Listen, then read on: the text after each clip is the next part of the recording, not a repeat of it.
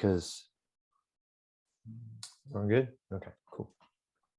All right. So let me share my screen. I'm so excited about this. Wow. Let's see. Share. Sharing. Here we go. Share sound. Share. Okay, so everyone can see my screen. Yes. All right. Cool. It's hard for me to see y'all when I'm sharing, so let's make this interactive. Like, yell at me, say something to me if something's going wrong. Okay, I just want to make sure you're seeing my screen. So you can see 10 eclipses, right? Yep. Yeah. Okay. Yep. Okay. So this is Ableton Live. Oh, I'm so excited. All right. Okay. And, oh my God, Chris, it's just like so fortuitous that you showed up, because totally unplanned, but there's so much overlap in what you just shared and what I'm going to share. There's so much overlap. And I think I'm excited. I think you can already see it. I think there's a sneak peek right here. And hey, welcome, John. John, thanks. I saw you join. We were in the middle of some stuff. Good to have you, man. So glad to be here. Oh, man. Love having you here. All right. Okay, here we go. So I'm recording, right? So make sure that Zoom is recording. Give me a second. I want this to work, because I've shared like this demo a couple times, and then I, for one reason or another, haven't been able to record it. So I just want to make sure it works. Got this and this. Okay. So you guys can see my slides with Erv. Yeah. Wilson's Garden. Yes. Yep. Okay, here we go. So this is what I'm going to show you tonight. I've shown you progressions towards this, but I think I'm finally, after 6 months of evenings and weekends, and I mean every single weekend evening and every single weekend day, I've been working on this since August for 6 months for combination product sets for Wilsonic MTS-ESP. So Wow. I have worked so hard on this, and you are the only people in my life who know what the hell I'm fucking doing. So I'm just so happy to be here, and this is why I'm like recording this. And like, you're the only people who understand what's going on. So, and I struggle with that. Like, I want to make a commercial product. I want to monetize what I'm doing, but at the same time, what I'm doing is really special, and I can't let like money get in the way. And it's magic, and it's liberating. It's freedom for people, like freedom from like ideology that was pushed on them that they don't even know, and so it's a total struggle, right? Like, so no matter what, I'm always going to fund it and make it as free and available as possible. I would love to monetize it, so I don't have to do a day job and do weekends and evenings, but like but this is where we're at. So okay, so what I'm going to show you tonight is the difference is from the last time you guys saw the demo. And remember, the demo was never ever recorded. So this is the first time I'm recording a demo of Wilsonic combination product set subsets. So what we're going to show tonight is interactive selection of, starting from Euler genus row 6 and drilling into all of the subsets of those. And I'm going to show you that you can automate this in the DAW, which is fucking amazing. Like I expect like a parade for that. Yeah.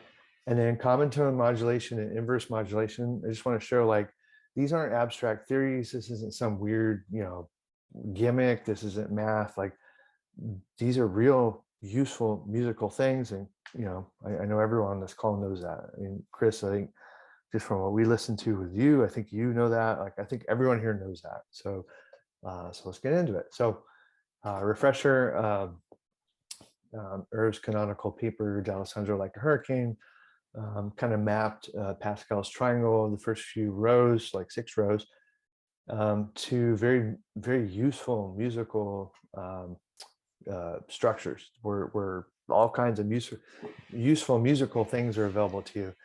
And people are familiar. I think going past this, he went to row 8, like the Evdomicantony, but I think this is as far as I can go with today's technology. So what I'm going to show you is every single solitary motherfucking subset of these structures right here. and I'm going to show that to you interactively. So this, just drilling into this a little bit more. So this is Euler genus row 6. So if you have 6 harmonics and you choose 3 of them, how many combinations of 3 products out of those 6 harmonics can you make? That's a 20-note scale. That's this guy in the middle. And then, you know, Chris, everything you just shared with us musically is pentadecany on the left-hand side. If you have 6 harmonics and you choose 2 products of each of those harmonics, how many different ways can you do that? That's 15 notes. And the inverse is also true. How many inverses of those can you make? If you take 6 harmonics and choose 4 of those, not 2, but 4, how many different harmonics can you get? And that's 15. And it just so happens that this is the inverse of the other. And the inverses are very musically useful and powerful, which I'll demonstrate to you. And I think you all know this. And then finally, if I have 6 harmonics and I only choose 1 of them, how many different ways can I do that? Obviously, there's only 6, and that's called a hexany. And so there's 6 choose 1 on the far left-hand side. And then the inverse is if I have 6 harmonics and I choose 5 of them, how many different ways can I do that? There's 6 of those, and that's here. And that's the inverse of 6 choose 1. So something I want to really hype in this demo is the inverses here. So 6 choose 1 is the inverse of 6 choose 5. 6 choose 2 is the inverse of 6 choose 4, right? And then you have this perfect symmetrical awesome thing in the middle. It's 6 choose 3, and it has all kinds of cool symmetries. But it itself is this incredibly like symmetrical object, much like the hexany above it. So I will explain myself later. So I have now implemented all of the rendering of all of the subsets for all of Euler genus. And so what I'm going to show you, these are screen grabs like here at the bottom, but I'm just mapping Erv's D'Alessandro document to screen grabs from Wilsonic. So here's his hexany 6 choose 1, and here's mine. And then here's his pentadecany, you know, and here's mine. And then here's his icosany, and so forth, so forth, so forth. And of course, for completeness, the 6 choose 6. And sorry, blah. Sorry, moving my slides. The demo will start with the icosany. The icosany has 6 decanies and 6 subharmonic decanies, like the inverses. And what we're going to do is we're going to very quickly drill into one side of this. We're going to drill into one of the decanies, and that decany has 5 tetranies and 5 hexanies inside of it. So that's what we're going to play around with. And I'm going to show you how you can use that. I'm going to show you how this will be extremely musically useful. This is not an academic exercise. This is not like math. This is actual real musical material. All right, so let's switch gears. Let's go to live. This is Ableton Live. So sound check real fast. Can you guys, I want to make sure this isn't too loud. I'm going to start quiet. Can you guys hear this? Can everyone hear that? Louder. Louder? Yeah. Yeah? How's that sound compared to my voice? About even. Okay, that's what I want. Okay, so what am I playing? This is Euler genus 6. So this is what I just showed you. And I'm interactively selecting the sets. So as I scrub my cursor across the screen, I am selecting one of row 6 Euler genuses. So this is a Pascal's triangle of combination set lattices. Wow, it's so hard to say. Well, it's a lot. And Marcus, just for the sake of just going back to square zero, can you explain in this context what Euler genus is and how it relates to Pascal's triangle? Can do. And I have a really good slide for that in a previous demo. So going back to here, so you all can see this, right? Combination product sets. Right. Okay. So this is our canonical paper. And I know Craig, John, you guys have expounded on this like ad nauseum and built on it. So just so everyone knows, what is an Euler genus? It is a row of Pascal's triangle, but it also contains all of the rows that built it, right? Like Pascal's triangle is a structure that is built by adding results from the previous row, right? It's like a house of cards, sort of, maybe not so fragile, but every term in it is built up of all the things that built it, that were added up to get it. And that's what's so special about it. And that's what is not so obvious about it. And that's not like what's taught at schools, or that's why there's so many applications of it that surprise people. And so what I'm showing you guys here is, a very common application of Pascal's triangle is combinatorics, or combinations. How many different ways, if you had 4 things, can you combine one of them, or 2 of those 4 things, or 3 of those 4 things, right? And that sounds very academic, but it actually leads to incredibly useful musical things. So when I say Euler genus, what I mean is a row of Pascal's triangle. But I also any row. Any row. But I usually be specific. So what I'm showing you tonight is Euler genus 6, meaning row 6, meaning Pascal 6. Meaning there's a set of 6 things. What are all the different ways that you could do with 6 things? How many ways can you use one of 6 things? How many ways can you use 2 of those things, or 3 of those things, or 4 of those things, 5 of those things, 6 of those things, right? Like, so this diagram here is Euler genus 4. How many different ways can you choose combinations of 4 things, right? And these map to Pascal's triangle. So 4 choose 1 is a tetrany. 4 choose 2 is a hexany. 4 choose 3 is another tetrany.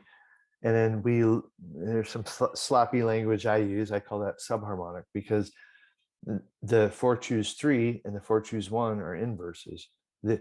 In the set of all things, they do not contain each other. They're opposite things. This is actually a really powerful musical idea. And you even see people trying to do this in totally different tuning systems, like chains of intervals, right? Like people will try and hop back and forth between a harmonic or a subharmonic. Like they're looking for opposites, so that's a very powerful musical idea. So yeah. And then the other thing they don't tell you about Pascal's triangle is just by the nature of it being additive and being constructed, being built up by the sums of things, it hides the partitions or the subsets of the things that built it. That's no one tells you that in algebra or elementary school or even college, right? So that's one of the things that Erv shared with me that changed my life, was just like, there's all these subsets hidden inside of it. And then people like, Craig, shout out to you, somehow you have this powerful intuition. There's others on this call as well, but you've documented it really well.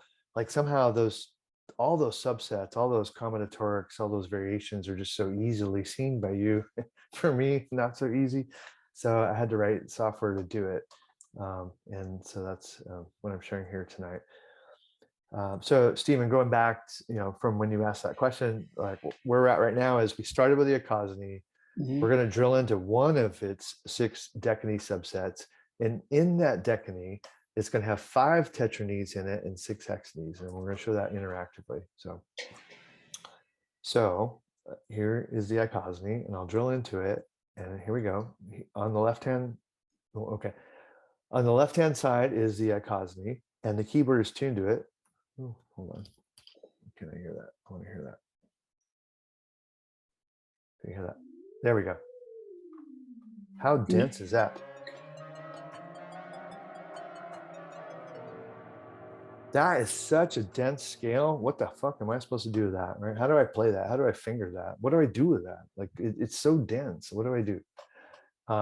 And what you do is you drill into subsets of it, just like you do on a 12VT keyboard, right? Like 12VT contains all these 7-note scales, and that contains all these 5-note scales, right? It contains all these triads, right? Like you're in your mind in 12VT, you're already trying to make sense of this massive set in a musically useful way. here we are in this crazy universe of like combination product sets, but we're trying to do the same thing. How do I break this down into musically useful parts? How do I make this easy for me as a performer, as a composer, to do something with this? Because these are great harmonics, right? These are the canonical harmonics. And then Chris, maybe if I don't forget at the end, I'll plug in your harmonics, the 1, 3, 5, 7, 11, 17, and just show you how this all still works. For you could reseed it, right? But for now, I'll just stick to like what Erv's paper in D'Alessandro covers. So, all right, so this is a very important point. As I select a subset, all the scales on the page are recolored. Any note that's in this subset that I've selected, because this is a new scale now, they are common tones. And keep in mind, it's something I really have to emphasize here. It's really gets lost on people. Everything I'm showing you is here in this set of 20 notes. When I say subset, what I mean is this is your universe as we drill into it. As I drill into this 20 notes, if I choose these 10 notes, they're a part of those 20 notes. These 10 notes, they're a part of those 20 notes. So that's something that gets lost on people. So that's incredible. That's a way of taking something very complex and making it very simple. Now, what happened here? This is a decany called 5, choose 2, and to its right, nothing is selected. Well, what happened there? What's going on? Why are these 10 selected and these 10 are not? Those 10 that are not selected are the inverse. And if I select that, you see, oh shit, yeah, those are the other 10 notes of the 20 note icosany that you didn't select. So as I hop back and forth, these are a really super useful musical idea, right? So I can do this. And then I could do this. Wow. They sound opposite, right? They're the inverse. Hey, Marcus, can I ask you something real fast? Sure. The tone quality that you're using is so echoey and so non-specific. I can't really differentiate pitch material or color or interval, what should we call it, but qualities. How about this? How about I do something like this?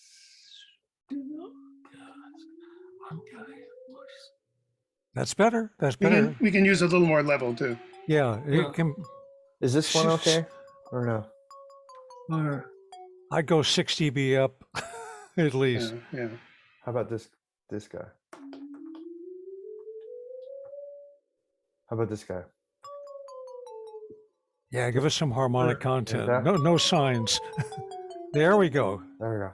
Sure. I'll get rid of this. But do you have any sustain though? You would need sustain to be able to hear the chords, right? So a patch with some sustain. There's and how like about a guitar patch, that could work.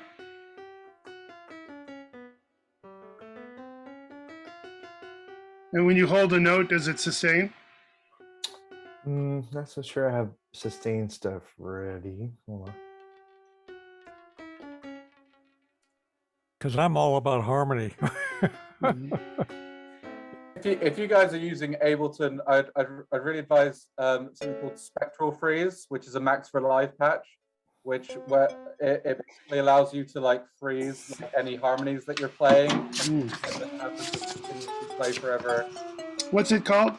Spectral Freeze. Oh, Spectral Freeze. Okay. Yeah. It's really useful for just like getting inside of like how harmonies are interacting.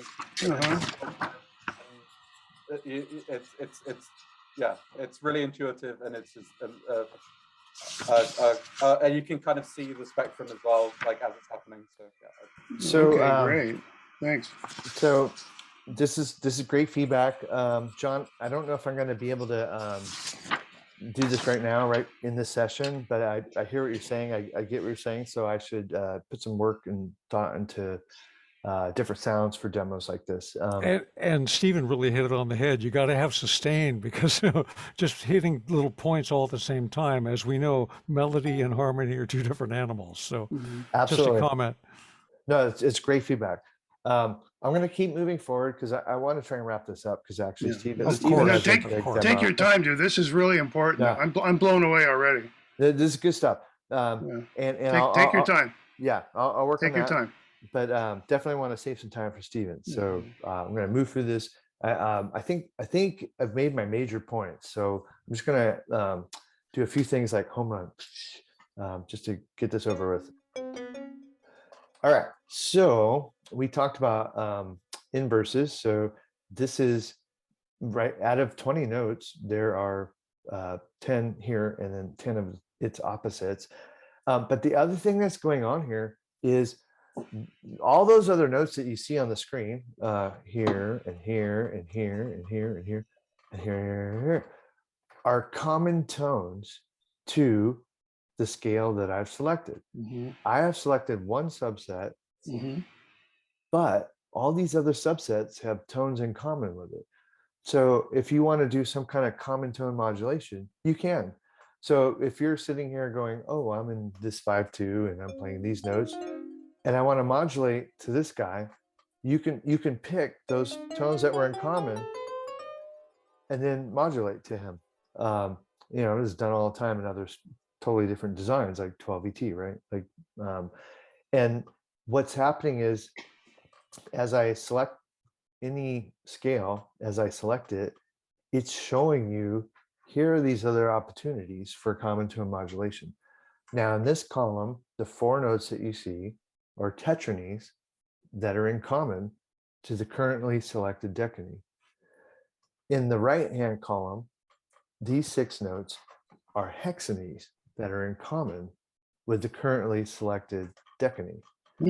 So you have all kinds of ways to travel through this space in any way you want.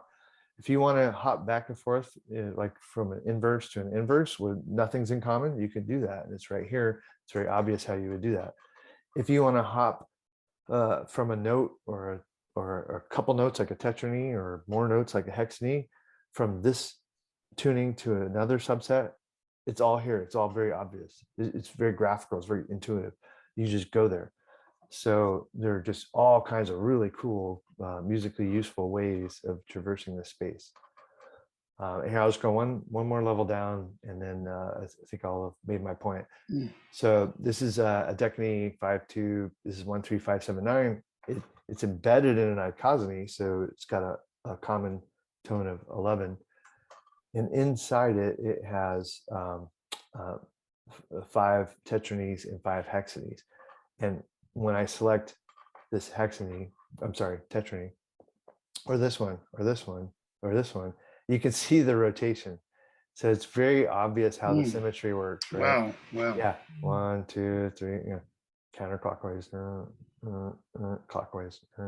So you see where it exists in the larger geometry. Yes. God, That is great. it. That's the headline. That's it. Right there. That's huge. That's huge.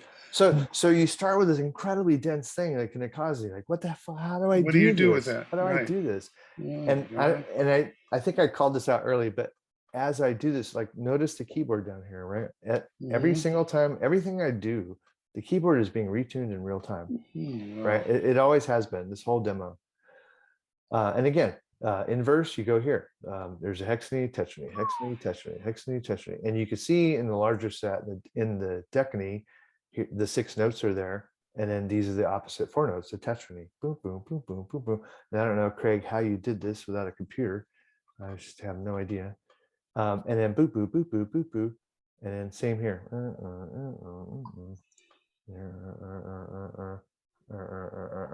So you've got 5 modulations of inverse, between hexanies and tetranies, and you have 5 modulations of just rotations of tetranies. You have 5 modulations of hexanies, and that was all from one decany that existed up here, and you can go to another one. Wow. Yeah. So. And what's up above there? Is that where you choose yet another? This stuff up here? Okay. Yeah. All right. Well, then I'll end this here. Here is the pentadecany. I'll zoom in here. And then, Chris, this is your 1, 3, 5. 7. Whoops, that's not 11. Oh, well, here, let's just bump that up. And then, oh, 11. No, let's just make that 17. And here you go. This is what you were doing your composition in. Yeah, it's all just the pentads, otonal pentads Yeah. of the 2/4 or 2/6 pentadecany.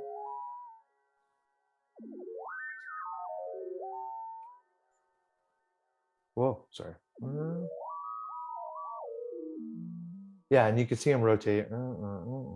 Yeah. And basically, what I was just doing was overlapping those.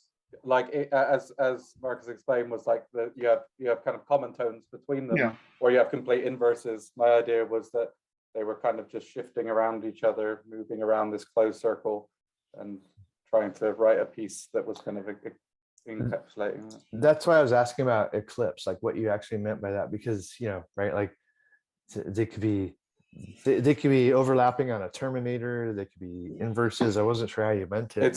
It's all in terms of both rhythm and just having one common tone, like in terms of like a point in the pentadecany, and then they just kind of modulate into each other was the idea. Cool. I guess. Yeah. All right. Well, that's my demo. Wow. So Wow. yeah. Thank you. Phenomenal, Marcus. I mean, it's such a daunting task to navigate some of these structures and visualize them in 3 dimensions, because that's what Erv was all about, was being able to walk through a manifold of his own creation and coming up ways of parsing data like this. I just think you've provided a huge service to be able to take something that complex and be able to break down the parts. I really want to think about this and absorb it, because I think it's a major breakthrough. Yeah. Marcus, you basically given everyone the keys to the kingdom. Yes, this is stealing fire from the gods. Really. I'm sorry. One last thing before I stop. Might stop it here. I just want to show you. This is all automatable in the DAW. I didn't even say that. So one last thing, real fast. Here, hold on. Can we hear this? What's going on? Why are you not playing? I see no playing going on. How's your installer? Are you making any progress on that? It works for live, but it doesn't work for live. It doesn't work for Logic. Why is that? Wait, I don't hear this. Hold on. Oh, I'm so sad. But you can see as I select things in live. Oh, maybe I'm just not playing something. Hold on. There we go.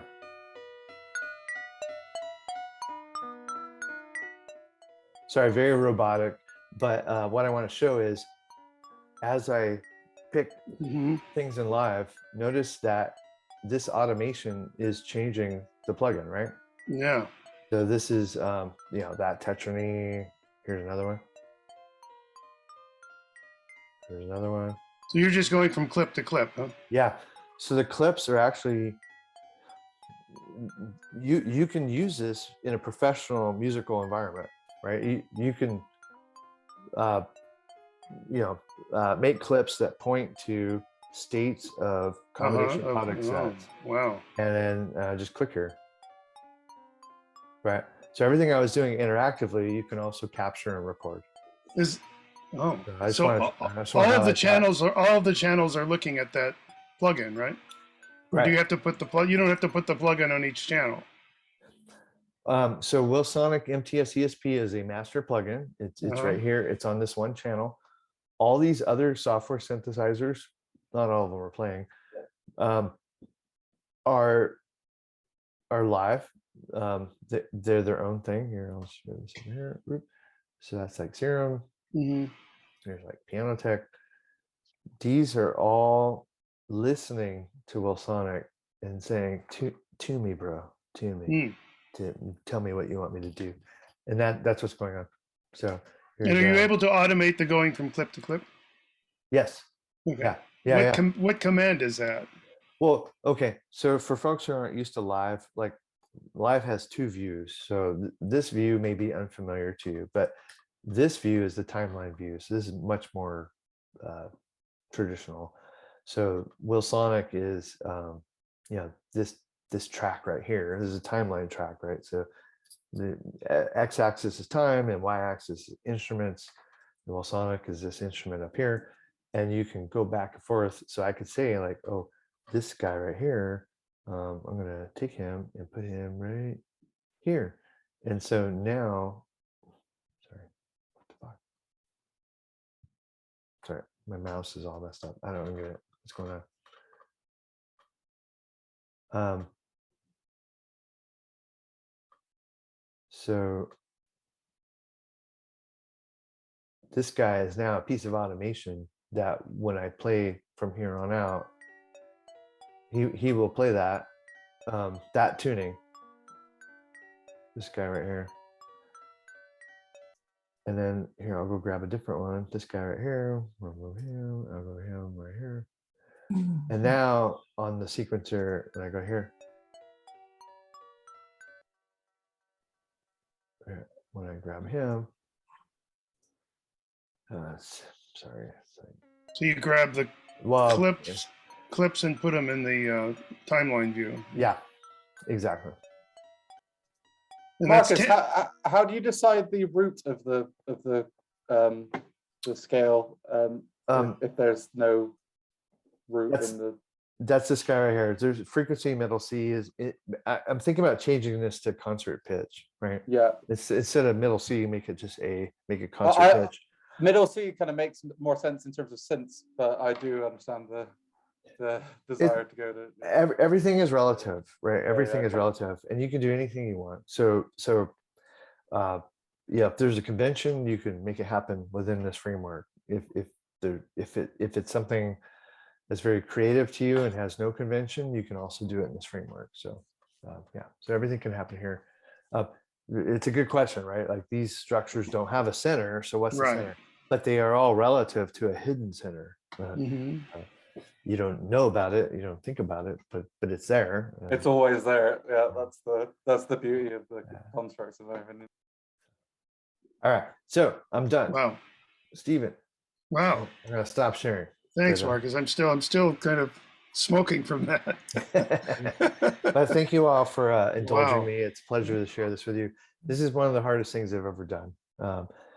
Trying to do this kind of stuff within the limited technology tools available for like professional audio tools is just really hard. It took me 6 months to do the demo I just shared with you. So that's not counting the 20 years of hanging out with you guys, just learning this shit, but just simply like being able to program a plugin that works to tune up other software synthesizers is just profoundly difficult. Really, just one of the biggest challenges I've ever had. So super proud of this, like on so many levels. Like it was just really hard.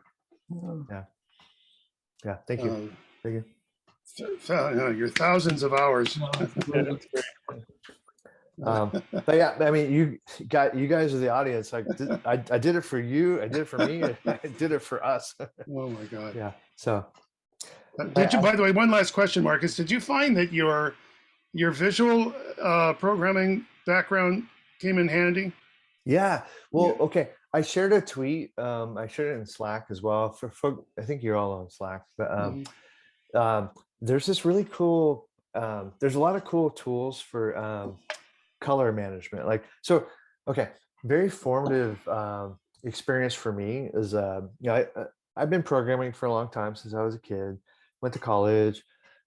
First job out of school was at an aerospace place. I was like, and then just crazy random chance, someone gave me a job lead to Disney, and then I started doing graphics for Disney, and that was just random. Like that was not the plan. That was not what I went to school for. It was not like it was just random. So some guy didn't get the job and gave me his job lead, and that it just exposed me to so many things that I this is before the internet was like really a thing.